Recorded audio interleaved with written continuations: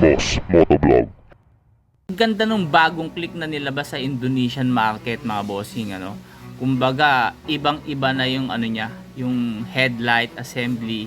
Doon talaga siya nagbago. Pero kalimitan sa gilid, tapos sa likod, yung taillight, ganun pa rin naman kung ano yung meron tayo sa Pilipinas. Pero nagkaroon siya ng parang mga edgy na siya, no. Kumbaga, mas marami ng detalye, mas naging sporty na siya, hindi na siya parang plain lang na unang labas ng Click 160 sa Pilipinas. Sa Indonesian market po, ang tawag dito is Vario 160 Evo edition ito. Kumbaga mas maganda na yung forma niya, mas pinasporty palalo.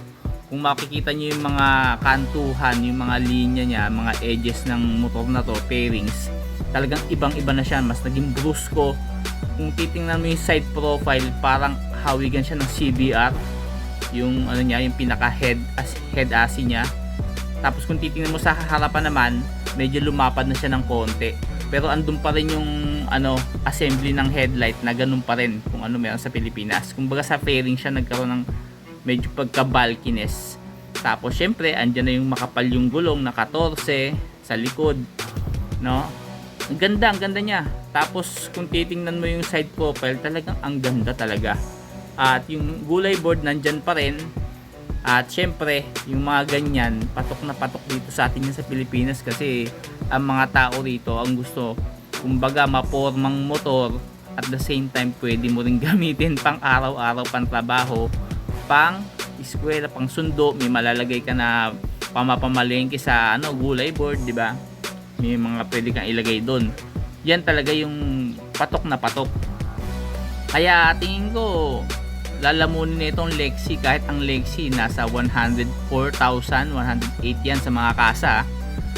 Itong Click nasa ano lang to, 116, no? From 120 ginawang 116 yung version sa Pilipinas.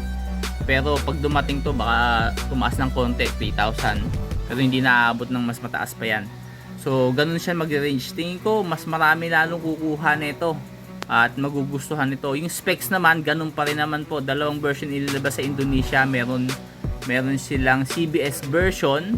Nakita nyo naman yung mga kulay. Ipa-flash ko yung mga kulay dyan. Ang ganda, ang dami. Tapos meron mga ABS version din, no?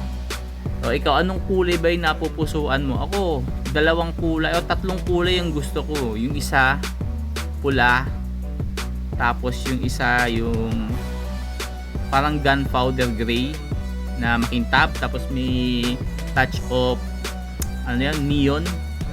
Tapos yung isang kulay pa na gusto ko dyan is yung ano pa ba isa?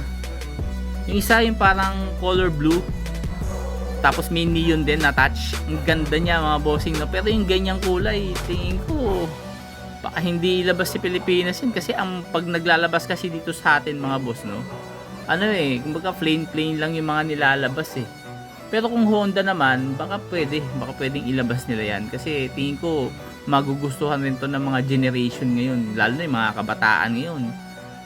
Magandang ibang gato sa Aerox talaga, no? Tingnan mo yung Aerox na bago ngayon, di ba? Ang ganda. Mas maganda pa siya sa sinundan. Mas maganda yung talagang version ngayon ng Aerox Pero kung ilalabas itong Click na to, talagang tatapat na siya, ano? Maganda yung Aerox, mas mataas ng konti yon, mas mababa ng konti itong Click, pero ang ganda rin ng Click ngayon. Parang Aerox na rin talaga yung datingan. Ang forma niya, talagang banggaan talaga to, no? Pagdating naman sa power, sa ano, hindi naman nagkakalayo yan. Parehas naman 155cc Aerox, 160 naman yung sa Click, di ba? Hindi naman nagkakalayo yan. 4 valves pare-parehas. So ano na lang talaga ang labanan dyan is yung sa design talaga. Diyan talaga yung number 1 na kinukuha. Bakit kukunin ng Pinoy yung isang motorsiklo? Dahil sa design niya. Lalo na may gulay board pa, ba? May gulay board pa. Talagang plus ano yun, plus talaga yun sa mga Pinoy. Tingin ko mas magugustuhan tong bago ngayon. Mahahati lang yan kung ang dadali ng Honda Philippines dito sa atin is yung CBS pa rin, no? Kumbaga magdadalawang isip ang Pinoy dyan, kasi ang Aerox dito, mga bossing, ano na yan, naka disc brake harap at likod na yan, tapos ABS pa. Ang ano kasi, ang Click 160 is ano po siya, hindi, wala pa siyang ABS, naka CBS po ang meron tayo sa Pilipinas. At kung dadalhin yung ano, yung CBS pa rin na version, tapos ganyan yung design, so dun pwedeng mahati pa rin yung kagustuhan ng Pinoy, kasi ang gusto ng Pinoy ano na eh, talagang gusto na nila may ABS hanggat maaari, no? Kasi may mga pera naman ng mga yan eh, no? Hindi na, yun nga lang, talagang pagka ABS ang kukunin mo, mas mahal ng konti yan, no? Pero hindi naman ganun kalaki ang presyo ng mahal niya. Kumbaga, kung ihahambing mo yung ABS sa CBS, talagang mahal ang ABS version. Pero maganda naman kasing features yun, at yun ang gusto ng mga kalimitan na bumibili ngayon, yung may ABS na. Sana ang gawin, dalhin nila yung CBS version o kahit isang version lang na may ABS. Subukan lang nila, no?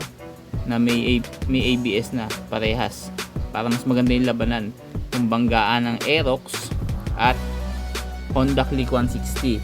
Kung CBS version naman, banggaan naman ng Click taka Lexi. Ang ganda labanan, di ba? Oh.